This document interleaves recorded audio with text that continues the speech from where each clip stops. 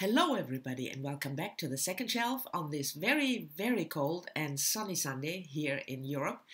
And this time on this Sunday, I want to ask you a question. I have a couple of books that I've bought recently, more or less recently, well, end of 2017, which I still haven't read yet.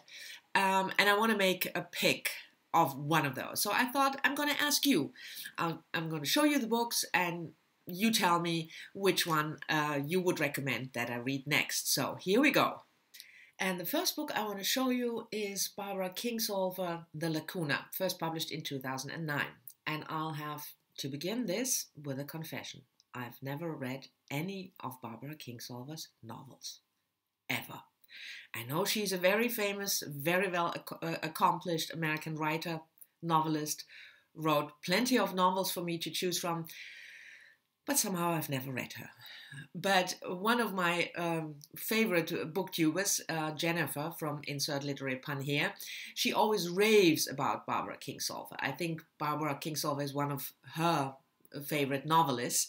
So when last year she raved again, I thought, finally time to pick one of Kingsolver's novels and read it. Well, I did the first part. I picked one, The Lacuna. It's about an American man, Harrison Shepard, set in the 1930s in Mexico City. And I picked this one because the main protagonist meets Frida Kahlo, a Mexican artist I really, really admire. I've read a lot about Frida Kahlo, biography. I love her art, so I thought this might be a good pick for me to start with Barbara Kingsolver. But like I said, I still haven't read it. So is this a good place for me to start with Kingsolver? Have you read this book maybe, and can you recommend it? It's quite a big one, and please ignore this horrible, horrible, horrible sticker, because obviously the book won the Orange Prize for Fiction in 2010, and they not only put a sticker on it, but they printed it on the cover, so I can't remove it. I bought the book secondhand, so probably I shouldn't complain. But anyway, this is one of the books that I'm considering reading next. Love for Frida Kahlo, 1930s Mexico, but also it has something to do with the United States at that time. Edgar Hoover, the FBI plays a role, because obviously our main protagonist also meets Lev Trotsky, who is in exile in Mexico. It all sounds fascinating. So maybe this will be the next pick. The second book I want to show you is also a book I bought because a booktuber recommended it. Another favorite of mine, Olive, over at Book Olive, and the book is Jennifer Miller's The Year of the Gadfly, first published in 2012. Now, Jennifer Miller is an American author, also like Barbara Kingsolver, and she published a book, a nonfiction book about the Middle East, but this, The Year of the Gadfly, is her debut novel. I didn't watch the whole of Olive's review because I didn't want to be too much influenced, but what she talked about it when she held the book sounded really interesting. The main protagonist is a teenage girl, Iris Dupont, who obviously had some mental issues, and her parents thought it would be a good idea to move from the city to a different place and enroll her in a very posh school, Mariana Academy, if I'm not mistaken. Iris wants to be a journalist when she grows up, and she has conversations with the specter of Morrow. That's her only friend, as I understand it. She comes to the school, there are secrets, there's a secret society, there's a student that went missing a couple of years ago, there's a very enigmatic and bit suspicious teacher, physics teacher. If you're following my channel, you know that I loved The Secret History, that I loved special topics of calamity physics, and this book sounded a bit in that genre. I think I started with the first couple of pages. I really liked the writing. But then for some reason or other, I put it down at the end of last year and never picked it up again. So let me know, is this my next read? Have you read it? What do you think of it? I'm looking forward to your comments.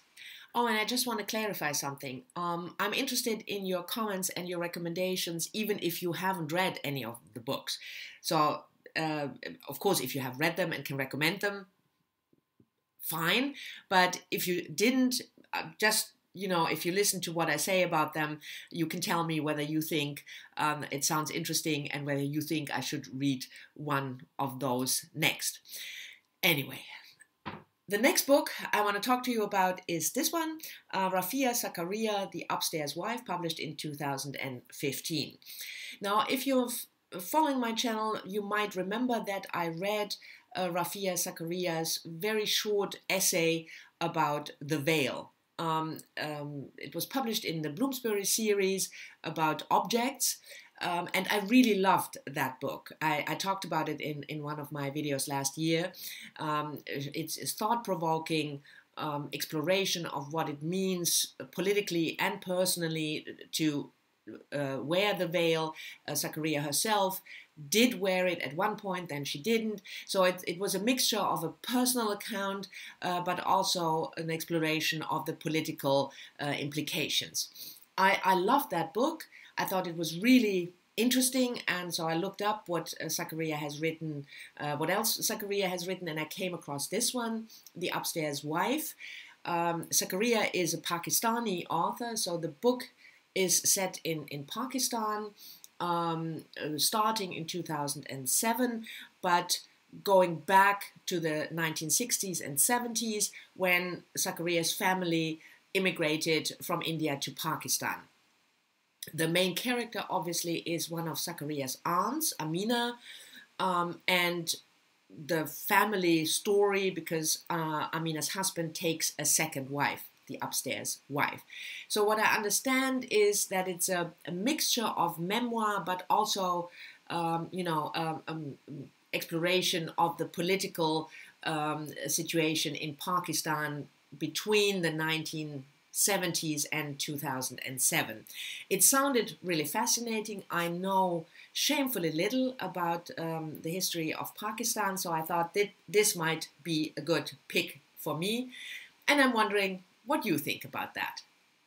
And the fourth and last book on my possibly read next is I bought it on a whim, I have to say, last year, end of last year, and that is Dina Nayeri's Refuge, published in 2017. So it's the newest book in the list, but that shouldn't be an issue.